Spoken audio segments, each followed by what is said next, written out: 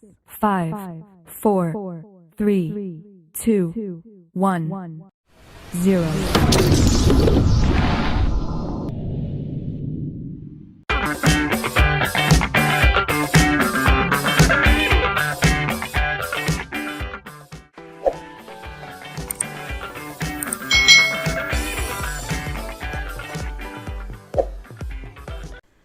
Hai, selamat datang di channel YouTube Kak Citra. Apa kabar adik-adik semuanya? Kak Citra berharap kalian dalam kondisi yang baik, sehat, dan siap untuk belajar ya. Hari ini kita akan belajar bersama-sama untuk mata pelajaran tematik kelas 5. Kita belajar masih di tema 7 tentang peristiwa dalam kehidupan, subtema 2 peristiwa kebangsaan seputar proklamasi kemerdekaan, pembelajaran yang kedua. Mari adik-adik kita belajar dengan penuh semangat ya. Adik-adik, di sini ada percakapan antara Ayah dan Benny.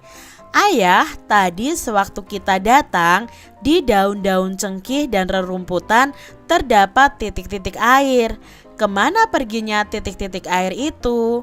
Mengapa sekarang tidak ada lagi? Itu namanya embun. Tadi ketika kita datang masih pagi, jadi masih banyak kita jumpai embun di dedaunan.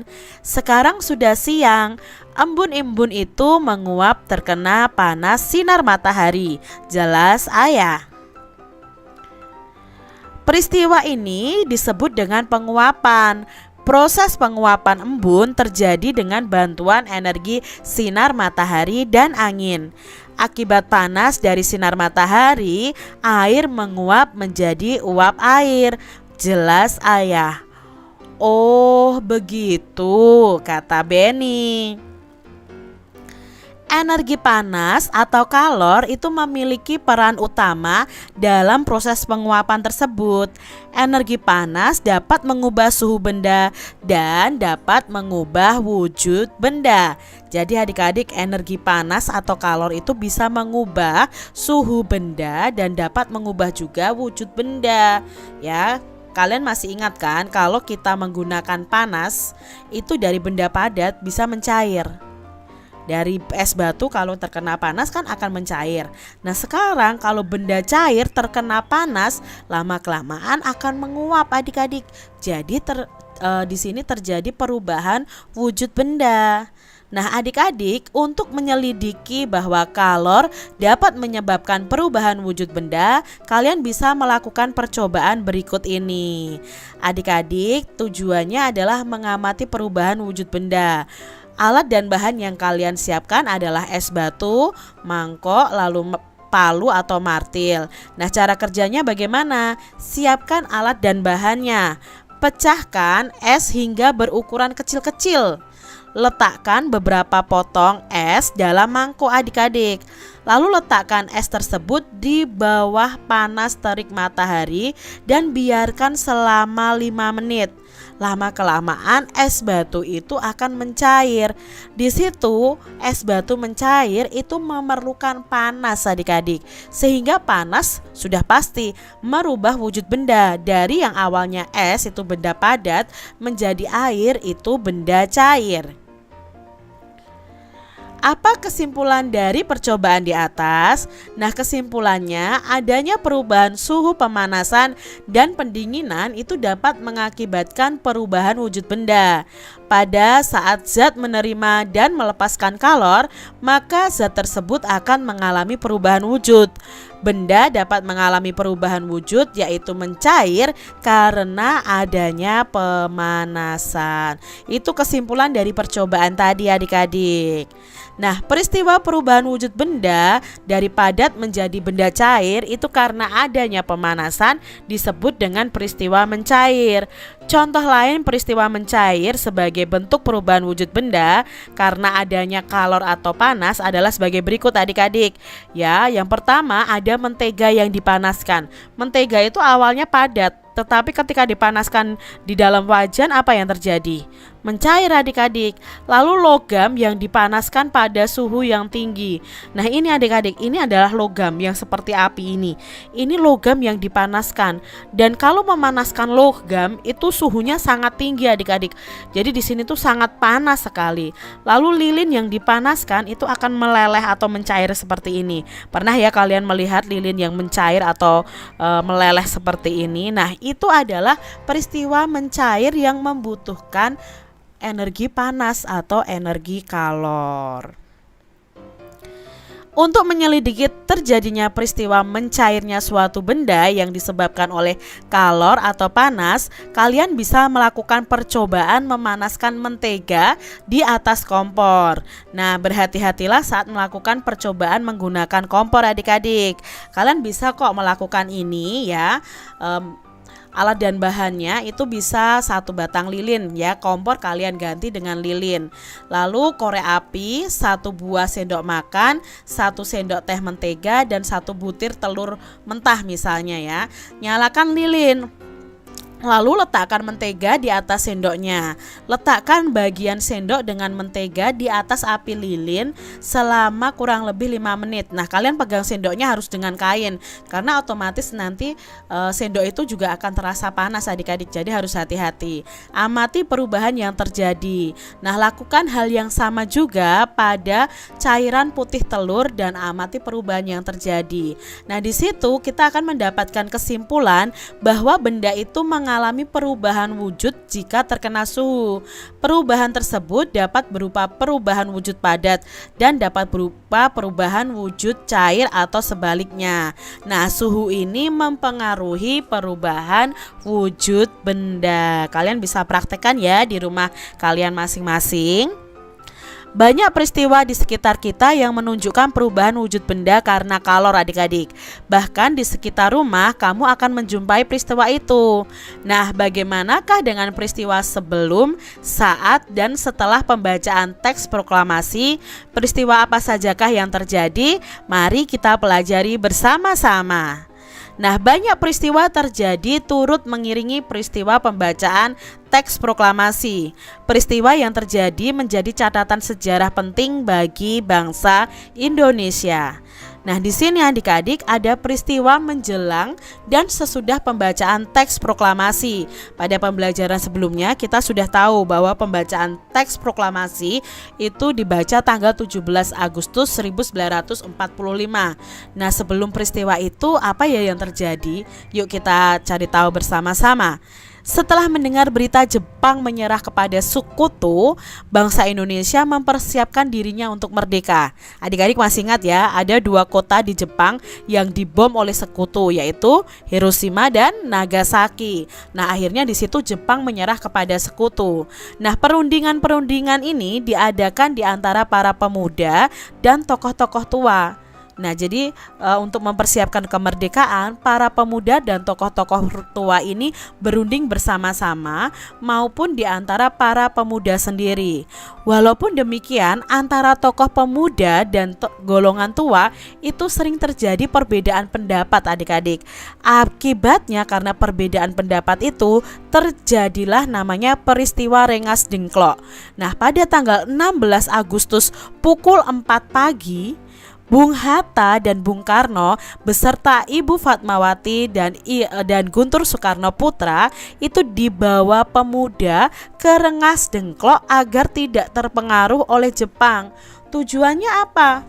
Mengapa para pemuda ini membawa Bung Hatta, Bung Karno, Ibu Fatmawati dan Guntur Soekarno Putra? Nah, tujuannya itu supaya mendesak golongan tua untuk segera memproklamirkan kemerdekaan Indonesia. Jadi golongan muda ini ingin cepat-cepat diadakan proklamasi ya, memproklamirkan kemerdekaan Indonesia. Itu yang ingin diminta oleh golongan muda kepada golongan tua. Akhirnya terjadi peristiwa Rengas Dengklok itu.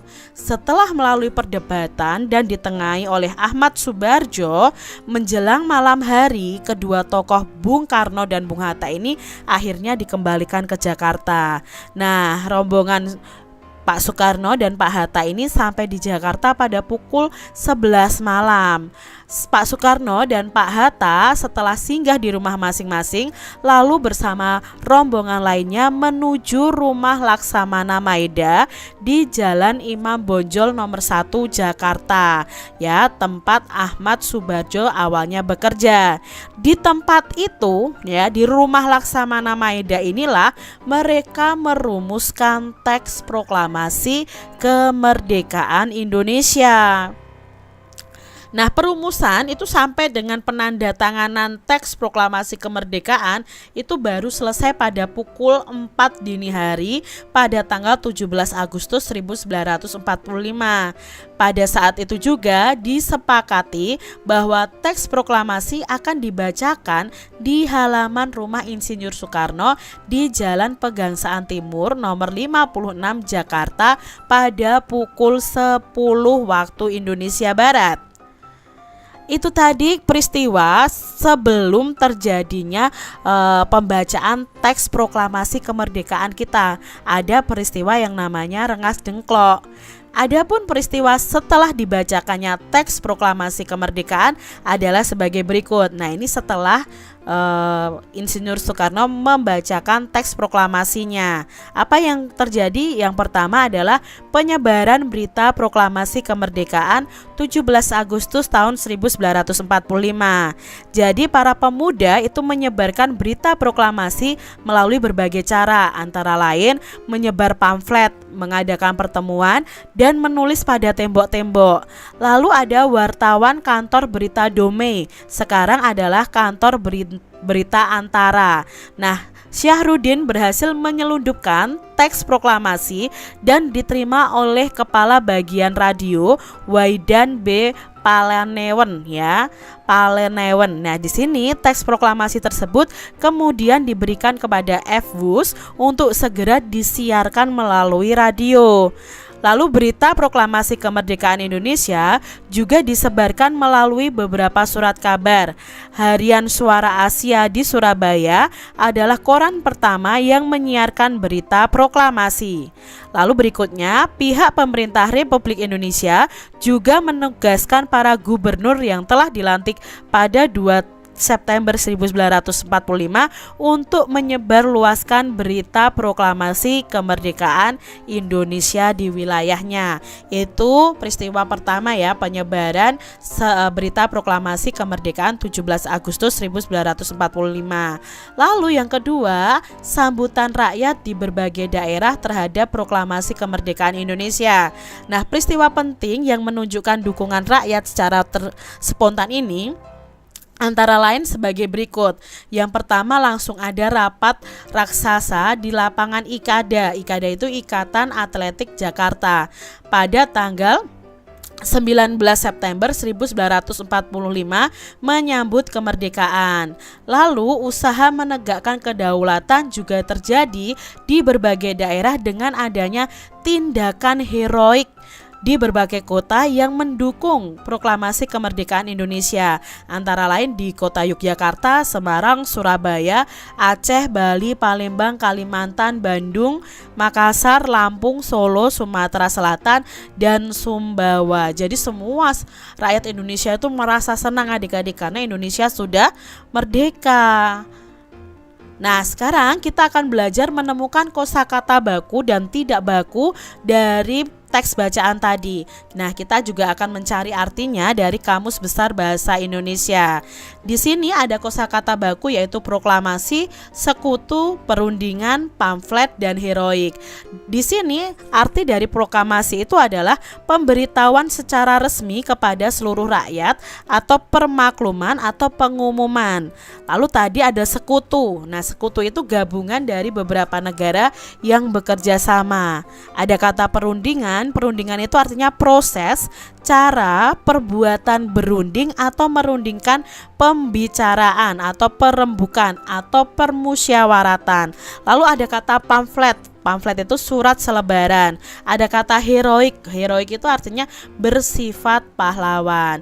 Tadi yang Kak Citra temukan kosakata tidak baku adalah proklamir. Proklamir itu memproklamirkan, memberitahu secara resmi. Proklamir ini bahasa bakunya, kosakata bakunya adalah proklamasi adik-adik. Jadi kalian perlu tahu ya kata baku dan tidak baku. Nah di sini Kak Citra punya peta pikiran tentang peristiwa Rengas Dengklok. Kapan peristiwa Rengas Dengklok terjadi? Nah Rengas Dengklok ini terjadi tanggal 16 Agustus 1945. Siapakah yang diamankan pada peristiwa Rengas Dengklok? Yang diamankan adalah Bung Hatta, Bung Karno, beserta Ibu Fatmawati serta anaknya Guntur Soekarno Putra. Lalu siapakah yang mempelopori peristiwa Rengas Dengklok? Itu tokoh pemuda. Apa yang terjadi di Rengas Dengklok? Nah yang terjadi adalah perdebatan antara golongan tua dan golongan muda. Apa tujuan peristiwa Rengas Dengklok? Nah tujuannya adalah mendesak golongan tua untuk segera memproklamirkan kemerdekaan Indonesia. Lalu apa hasil kesepakatan pada peristiwa Rengas Dengklok? Kesepakatannya Bung Karno dan Bung Hatta akan kembali ke Jakarta dan merancangkan untuk memproklamasikan kemerdekaan. Nah, penyebaran berita pembacaan teks proklamasi kemerdekaan. Nah, penyebaran berita proklamasi itu dilakukan dengan menyebar pamflet tadi ya, mengadakan pertemuan dan menulis pada tembok-tembok, disiarkan melalui radio dan surat kabar dan para gubernur di wilayahnya. Reaksi masyarakat Indonesia ditunjukkan dengan adanya rapat besar tadi ya, rapat raksasa di lapangan Ikada pada tanggal 19 September 1945. Lalu ada tindakan heroik ya di berbagai kota untuk mendukung proklamasi kemerdekaan Indonesia. Peristiwa pembacaan teks proklamasi pada tanggal 17 Agustus 1945 ini merupakan tonggak sejarah yang menjadikan bangsa Indonesia merdeka dan berdaulat. Nah, seluruh rakyat Indonesia pun menyambut dengan penuh kegembiraan.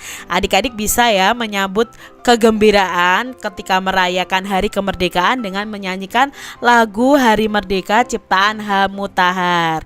Kalian bisa nyanyikan ya, 17 Agustus tahun 45, itulah hari kemerdekaan kita, hari merdeka nusa dan bangsa, hari lahirnya bangsa Indonesia.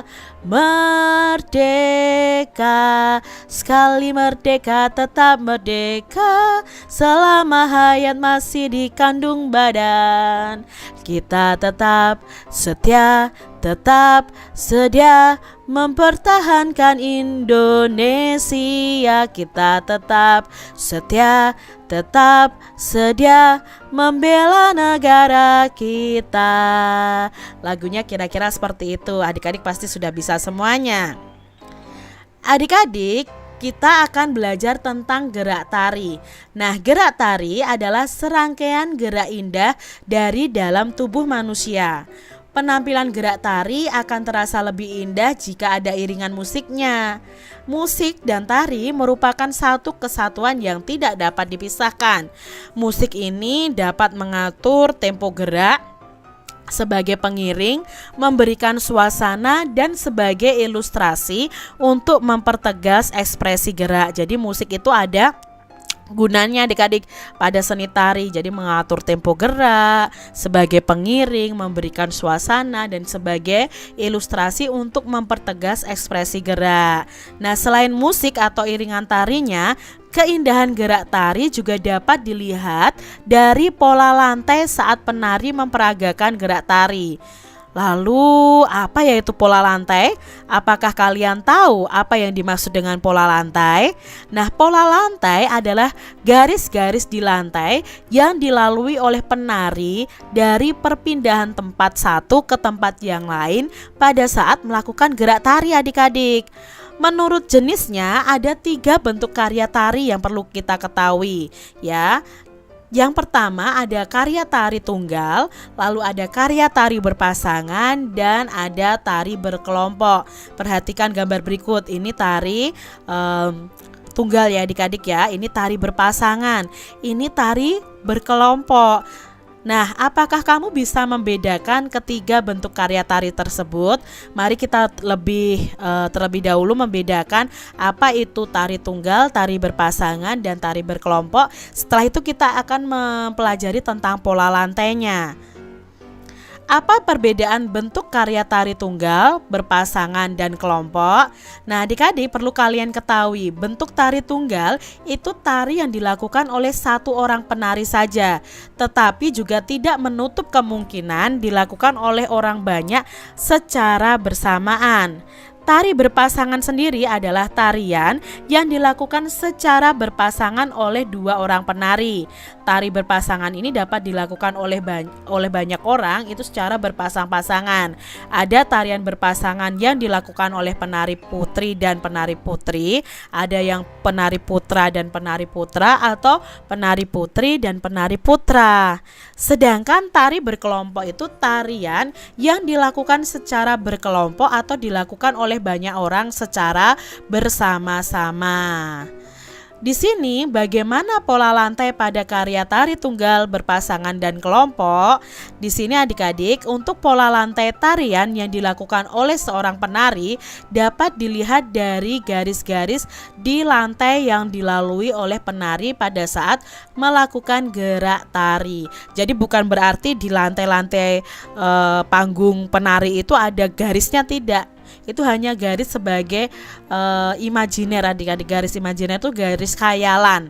Nah, ini contohnya adalah gerakan pola lantai untuk tari tunggal, adik-adik. Ini ya, misalnya penarinya maju ke depan, lalu ke samping itu diagonal, lalu garis horizontal, geraknya dari ujung sini ke sini penarinya. Lalu ada yang melingkar, ada yang lurus ke depan. Ini adalah pola lantai untuk penari tunggal. Nah, pola lantai untuk tari berpasangan atau kelompok itu dapat dilihat pula dari garis di lantai yang dilalui oleh penari saat melakukan gerakan tari tersebut. Nah, dapat dilihat juga dari formasi yang dibuat oleh penari berkelompok tadi. Nah, ini adalah contohnya. Ada formasi diagonal, ada formasi pola lantai segi 5, lurus ke depan atau vertikal, ada yang zigzag ya, lalu ada yang melingkar, ada juga yang diagonal lagi, dan masih banyak lagi pola lantai yang ada dalam gerakan tari. Demikian tadi adik-adik pembahasan kita di tema 7 subtema 2 pembelajaran yang kedua. Semoga video pembelajaran ini bermanfaat untuk adik-adik semuanya, dan sampai jumpa lagi di video pembelajaran Kak Citra selanjutnya. Tuhan memberkati. Jangan lupa tekan tombol subscribe, lalu tekan loncengnya, tekan juga tombol like, lalu share ke media sosial kalian. Jangan lupa untuk ikuti media sosial Kak Citra. Terima kasih.